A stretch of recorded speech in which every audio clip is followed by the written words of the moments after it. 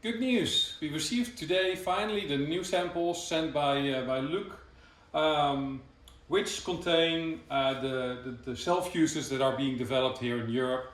We all know battery hookup, but yeah, it seems that more and more signals are coming that they are not going to ship to Europe anymore. There are delivery problems. Diego Garcia is also highlighting on his post that he's thinking about banning European, or at least outside of Europe, shipments due to all kinds of problems that we have now with Corona and non-delivery of goods, or very, very slow deliveries.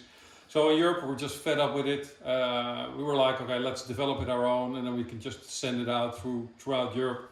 So it arrived in the mail today, and as you can see, I'm still waiting for parts, and my battery is still not ready.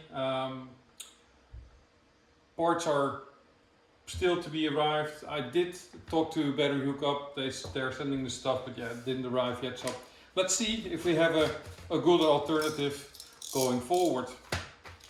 Now, we did see a few pictures, but yeah, I'm always very curious how it looks in real life. And we also built a nice setup for testing, which I will show later on.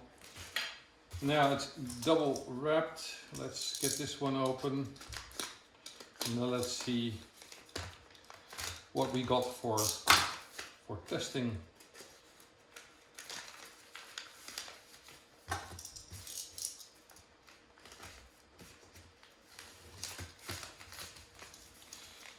Now packaging is done properly for sure. There we go.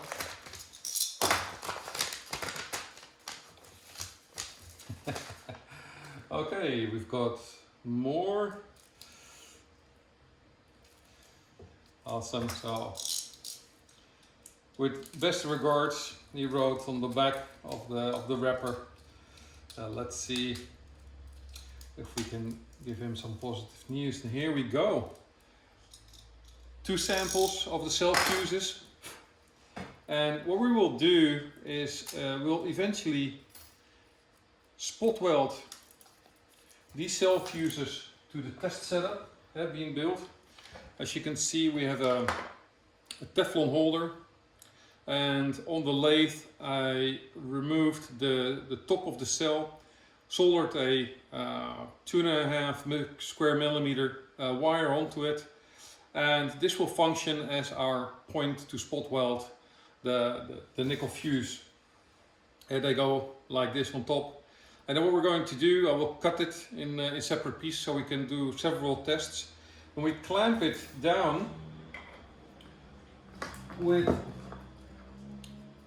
some industry grade clamps, they are rated up to 40 amps, which is more than enough.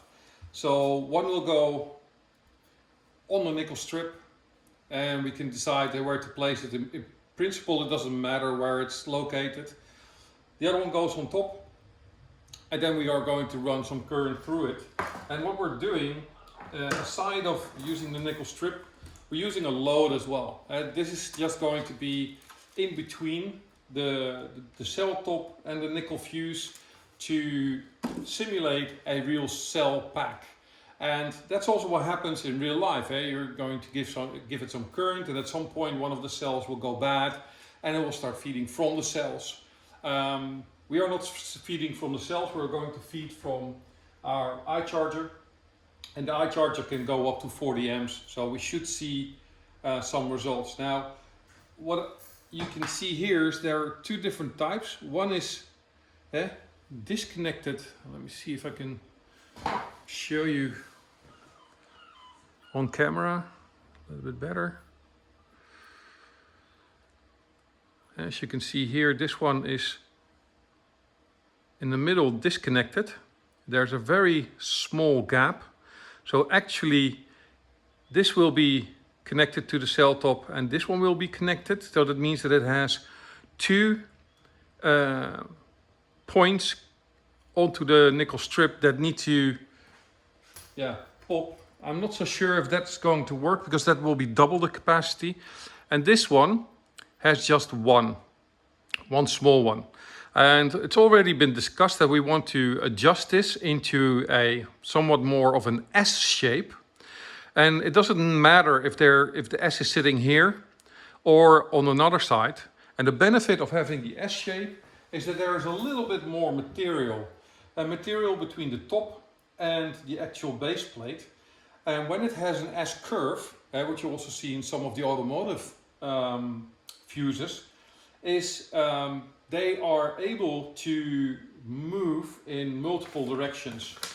So when it would be connected like this, it can only go up and down. It will not go sideways because it's tied into it. But when you have an S shape, and the S allows it to go left and right, because it can flex, go up and down, and it can tilt. So that means if you have an imperfect cell, and we all do cells that are harvested out of cell packs, and these tops, they are never clean. And it needs to have some flexibility to settle. And that's already a recommendation that we put forth to Luc, to make sure that this connection here will become an S shape for the X, Y, and Z X movement of the cell top. All right, that's it for now. Most unfortunately, I have some other business to do today, but tonight I hope to be able to send an updated video on the first tests with the new nickel fuses developed, and then we'll see how that goes. All right, stay tuned, and up to later today.